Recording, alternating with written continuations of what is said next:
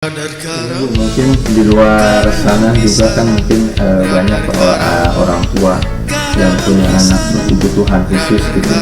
Nah, sejauh ini bagaimana sih Bu cara Ibu mendidik Igan ini, ya meskipun punya kekurangan dia tetap percaya diri, tetap bergaul dengan podcastnya Radar Karawang. Assalamualaikum pemirsa Radar Karawang. Kali ini kita jumpa lagi di podcast Radar Karawang.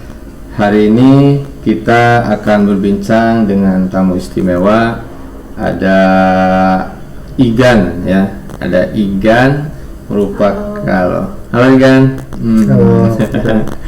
Bersama ibundanya, terus juga sama Kang Sony ya, yang merupakan mentor dari Igan ini. Igan ini perlu saya perkenalkan dulu sedikit, merupakan model, juga bergelut acting, juara juga di berbagai perlombaan. Nah, kita akan ngobrol dengan Igan, dengan Kang Sony dan juga Ibu Indri, Ibu Indri. Bagaimana perjalanan Igan ini sehingga dia bisa meraih prestasi gitu kan ya, di tengah keterbatasan yang dia miliki, tapi punya motivasi yang besar untuk terus maju kan, seperti itu ya. Pertama mungkin saya akan ke Ibu dulu ya, Bu Indri dulu. Ibu, gimana sih melihat sosok Igan ini, Bu?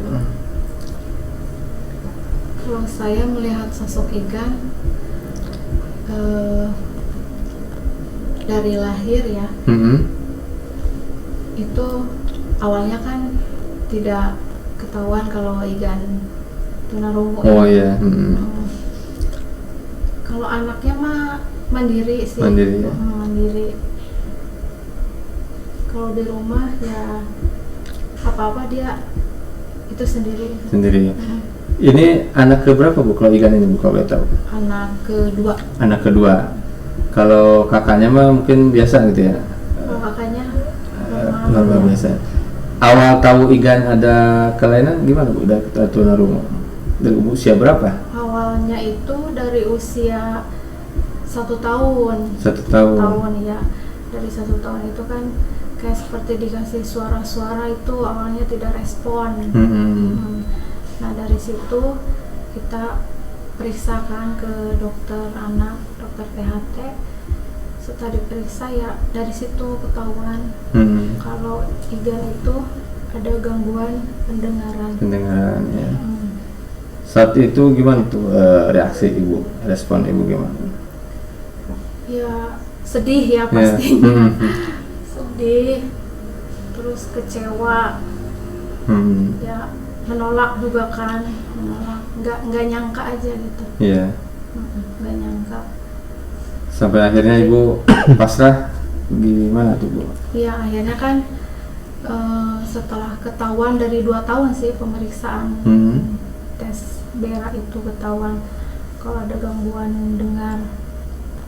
Dari situ dari usia 2 tahun ya, awalnya kan emang kita kan gak nyangka ya. Ya lama-lama kita berusaha dengan semaksimal mungkin, dibantu dengan kita alat bantu dengar ya. Lalu ada terapi sebelumnya gimana, Bu? Terapi ada. Terapi itu dari usia 3 tahun.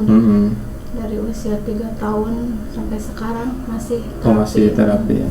Terapi di rumah sakit.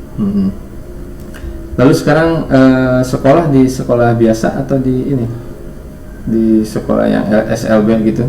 Sekolah Igan sekarang di sekolah umum. Di sekolah umum. Sekolah umum. Ada kendala? Kalau kendala pastinya ada ya. Kesulitan di komunikasi sama ya di pemahaman. Di pemahamannya. Gitu. Di pemahaman itu kesulitannya kalau di sekolah. Iya. Igan, sehat Igan? Igan sehat. Sehat. Igan gimana di sekolah? Teman-teman pada baik nggak? Igan sekolah temannya baik-baik. Ajam katanya. Ajam temennya dia, temen dekatnya itu namanya Ajam. Oh, Ajam. Dia sebut Ajam. Oh, Ajam. Ajam baik. Ajam baik. Semua baik semua. Semua baik. Semua baik. Cita-cita apa? Pengen jadi apa? Ajam. Ada Igan. Igan. Cita-cita. Kalau sudah besar, Igan mau jadi apa? Iya, Igan sudah besar mau jadi apa? Igan. Katanya mau jadi polisi. Polisi kemarin bilang katanya udah besar pengen jadi polisi. Polisi ya.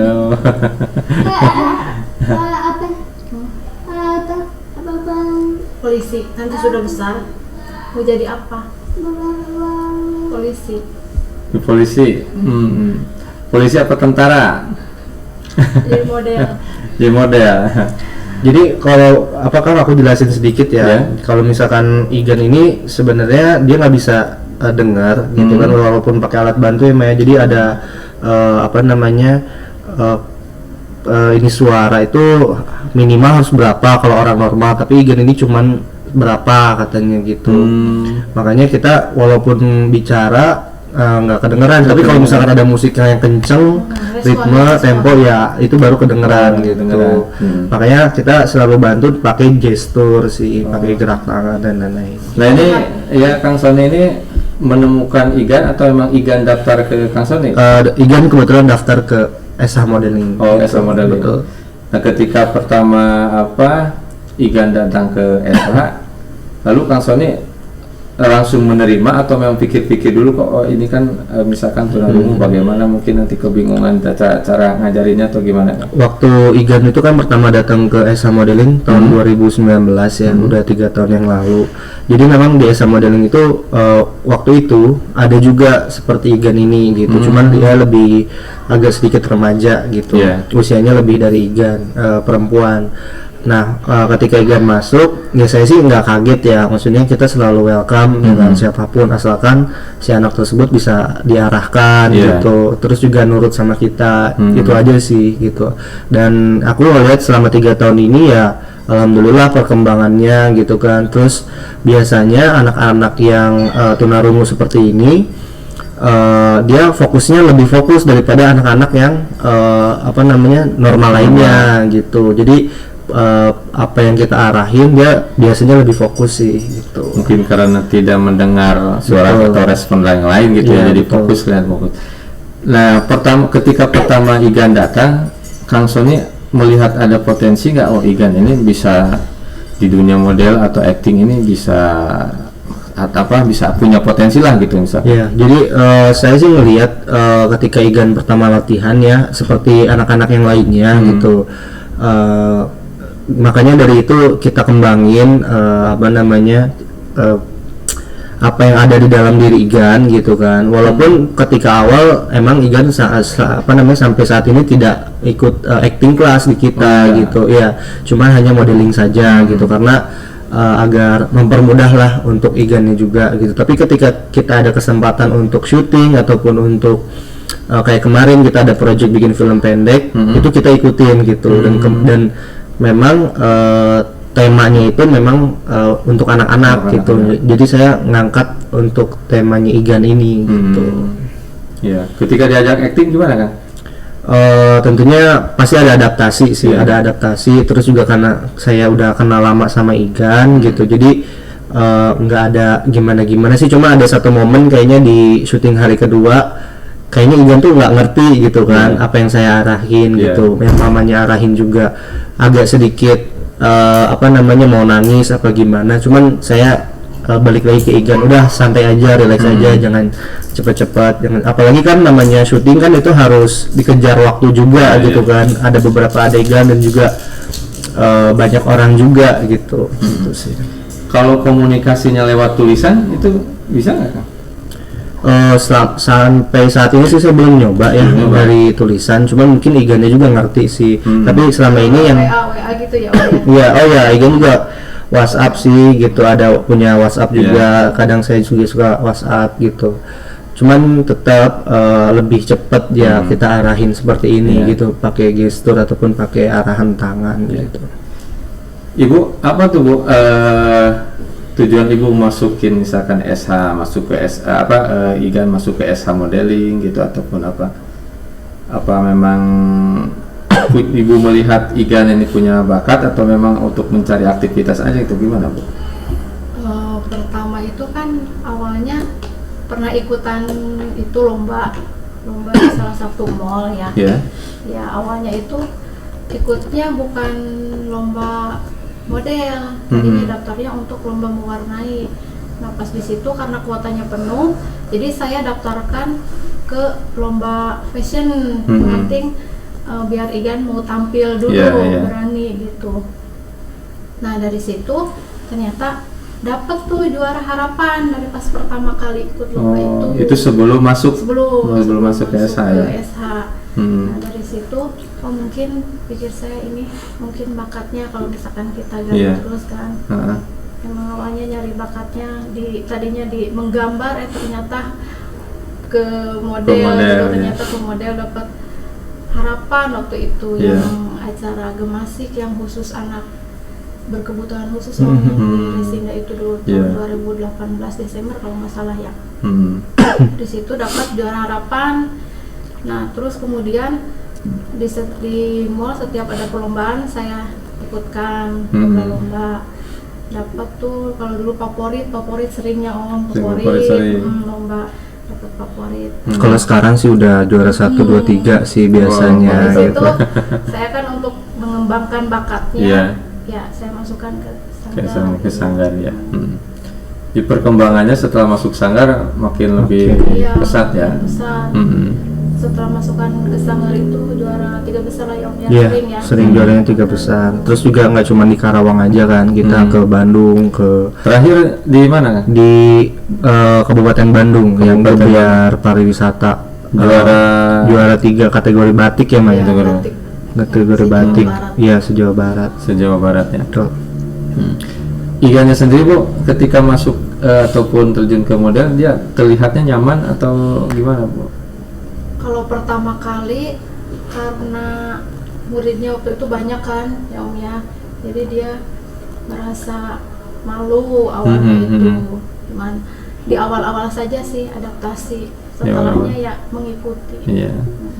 Karena emang senang di dunia model. Iya, sering lomba-lomba kan sebelum masuk sanggar itu sering lomba-lomba. Igan ini kalau lomba gimana? Kalau lomba perasaannya kalau di model itu? Igan lomba senang dapat apa piala? Dapat piala apa dapat uang? Dapat piala apa dapat uang?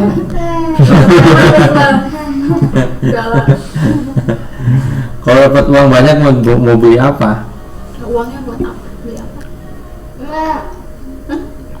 Sepeda. Sepeda. Udah beli belum sepedanya? Ada yang kecil ya. Ini katanya besar. Iya kumpulkan dulu uangnya. Kalau dukungan dari keluarga yang lainnya gimana Bu ke Igan? Ya ke bapaknya, kakaknya gitu. Yang lain sangat mendukung sih. Mendukung aktivitas apa yang dilakukan Igan yang penting positif ya. Positif. Emang Ibu ke depan gimana Bu? Mau diarahin ke model terus Igan itu atau gimana Ibu? Kalau saya ngikutin ini aja lah, mengalir seperti ya gimana ini aja. Kan karena masih kecil juga kan, masih SD ya. Jadi sekolah juga kan. Ini Bu, mungkin di luar sana juga kan mungkin banyak orang tua yang punya anak berkebutuhan khusus gitu. Nah sejauh ini bagaimana sih Bu cara Ibu mendidik Igan ini ya meskipun punya kekurangan dia tetap percaya diri, tetap bergaul dengan teman-teman yang lainnya seperti itu Bu? Kalau menurut saya pertama orang tua itu jangan pernah malu ya mempunyai anak berkebutuhan khusus. Terus keduanya ya harus mendukung apapun kegiatan selagi itu baik, motivasi ya. Jangan sampai merasa malu gitu. Iya kan kadang-kadang orang tua ini ya Iya. Masa malu kan. Ada yang bingung juga sih, ini anak saya bakatnya apa ya, maksudnya yang punya anak khusus gitu. Kadang suka bingung ini mau diarahkan kemana gitu. Ya mungkin dilihat dari hobi juga kali ya di saya tuh. Iya, misalkan hobi menggambar atau apa dileskan gitu. Kayak gitu sih diperdalam lah. Diperdalam ya. Kadang kesulitan juga. Kalau di rumah aktivitas sehari-hari apa, Bu? Aktivitas sehari-hari kan sekolah dari jam 7 sampai jam 2 sekolah ya. Pulang ya tidur, paling main sebentar. Biasa bergaul di biasa sih bergaul ya. Biasa. Biasa sama teman-teman. Ya. Kang, kalau ngajarin anak berkebutuhan khusus itu punya trik-trik sendiri kan, Kang? Kalau trik khusus sih nggak ada sih ya, sebenarnya ngalir juga, Kang. Cuman ada beberapa kan saya juga pernah ngajarin anak yang lainnya juga yang berkebutuhan khusus juga selain Igan ini. Setiap anak ternyata beda-beda, Kang, gitu dari backgroundnya.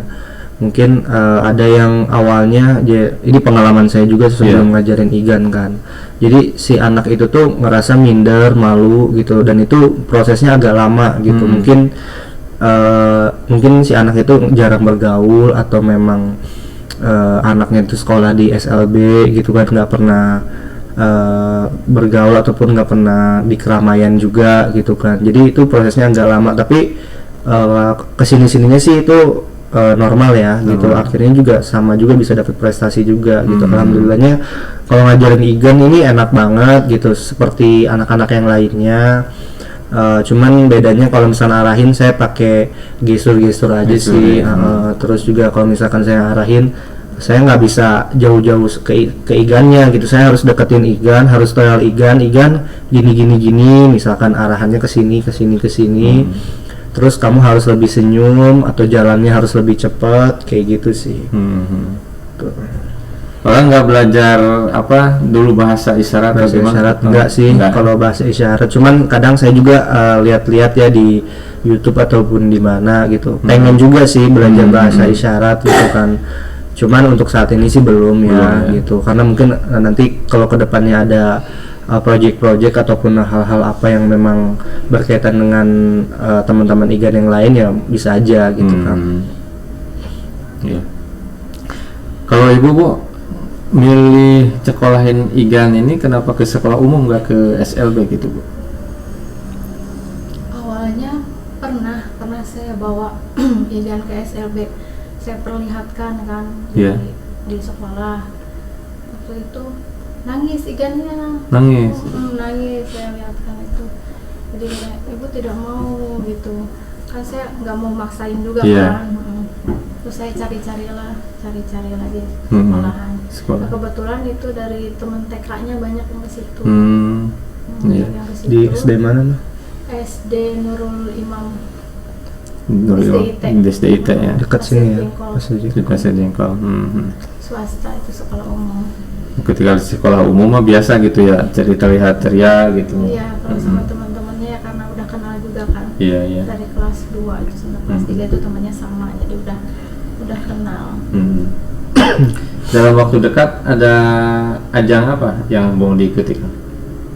Kalau misalkan kemarin sih kita baru ikut festival film pendek ya. Itu yang adain dari TVRI Jawa Barat. Ada 28 peserta film dan salah satunya film Igan juga gitu. Kita sebenarnya nggak masuk nominasi film terbaik, cuman di situ kita dapat arahan dari juri. Bahkan si juri ini tuh suka katanya sama filmnya Igan. Dan saya semalam juga udah diinformasi katanya kalau misalkan nanti kita tuh dipercaya untuk membuat film pendek, membuat project film pendek lainnya yang dibiayai oleh pihak mereka lah gitu. Betul. Itu sih. Cuman kalau di festival film pendek lagi belum ada. Cuman nanti kita bakal terus ikuti film pendek Igan tersebut ya ke festival-festival lainnya gitu. Kedepannya sih ini kan hari Rabu ya. Di hari Minggu ini juga ada lomba fashion show lagi, model lagi. Kita ikut terus lah, pokoknya setiap bulan harus ada kegiatan, harus ada lomba gitu. Igan lebih senang main film atau model? Igan suka model, jalan apa main film. Suka yang mana? Suka dua-duanya. Model suka, main film suka dua-duanya. Dia lebih melihat ini sih bahasa bibir. Bahasa bibir ya. Dia lebih melihat. Ngerti gitu ya. Ngerti. Ya. Tapi kan ada komunitas ini gitu, disabilitas gitu, ada bahasa ada pelatihan bahasa gitu. Iya. Pernah belajar nggak diajarin gitu? Ada sih komunitas juga Iya. ya. Cuman anaknya sendiri lebih memilih bahasa bibir karena kalau saya ajarkan isyarat itu dia kurang suka. Tapi tetap sih saya ajarkan Iya. sedikit-sedikit itu kayak huruf isyarat. Jadi supaya buat dia komunikasi dengan teman sesama tulinya gitu, sedikit-sedikit. Tapi kalau di rumah dia lebih melihat ini. Mungkin ini juga lebih nyaman, merasa nggak beda lah gitu mungkin ya. Iya. Kalau dengan bahasa Iya. bibir daripada pakai bahasa Igan isyarat. suka bilang, Ibu, Igan bisa katanya ngomong gitu, suka bilang gitu. Kalau misalkan pas saya isyarat, Igan bisa ngomong gitu jadi. Tapi dengan terapi ada perubahan Bu? Ada perbedaan ini nggak? Terapi ada sih perubahan banyak sekali. Dari awalnya yang nggak paham sama sekali ya. Iya.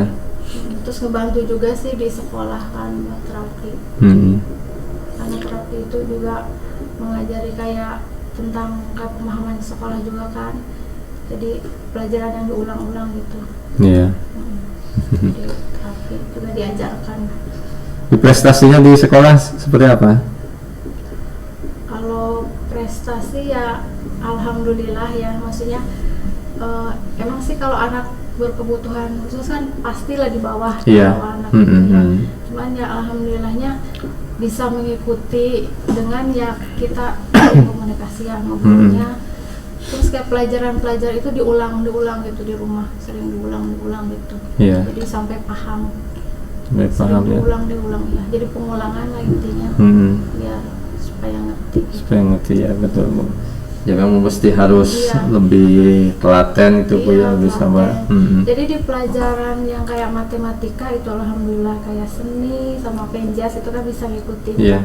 Cuman yang kesulitannya ya di pelajaran kayak PPKN gitu, kayak pemahaman baca itu. Kesulitannya di situ. Berarti yang lebih di bidang motorik seperti gerak-gerak itu mau lebih ini ya? Iya, dia seperti anak lainnya aja, kayak olahraga ya biasa. Kalau ke olahraga itu Ibu ngarahin juga nggak Bu? Selain kedua model gitu, misalkan ikut ekskul apa? Renang dulu, itu. Renang. Ikut renang. Ya, suka renang. Bisa renang bisa? Bisa nggak? Bisa. Bisa berenang cuma jadi ke kulit hitam. Kalau di model tuh jadi hitam. Di modelnya. Berkebelakangan ya. Saling ini. Tapi kalau ikut di kejuaraan berarti lawan-lawannya itu anak-anak biasa gitu? Anak-anak yang normal. Anak-anak normal gitu ya. Tapi tetap gimana Ikan? Dia merasa agak canggung juga ketika ini? Enggak sih, karena mungkin karena udah proses juga ya 3 tahun gitu, udah biasa sih. Biasa, proses juga. Udah biasa ya. Yang pernah datang ke Akang anak berkebutuhan khusus selain tunarungu apa Kang? Ada yang lain? Sama sih. Sama. Baru 2 orang sih yang baru datang ke kita. Ya mungkin bagi siapapun ya, bagi orang tua di luar sana yang memiliki anak-anak seperti Igan ini ya, yang memang bisa kita arahkan ya silakan aja datang asalkan orang tuanya mau gitu dan tidak malu itu. Mau support anaknya untuk lebih berprestasi gitu, ataupun ada kegiatan lah gitu. Iya. Memang ini kuncinya di orang tua sih Bu ya. Kalau misalkan orang tuanya sudah pesimis duluan, nggak mau mengarahkan anaknya, ya anaknya juga tidak akan berkembang gitu kan ya. Tapi ketika orang tuanya memang punya kemauan, tidak malu gitu, ya anak juga ngikutin pasti walaupun punya kekurangan gitu ya. Dan ini yang dilakukan oleh Bu Indri gitu kan ya, dan terlihat berhasil gitu kan ya. Berhasil dengan Igan sekarang bisa berprestasi gitu di luar di luar bidang akademik kan gitu, karena setiap kekurangan ada kelebihannya pastinya Bu ya. Gitu.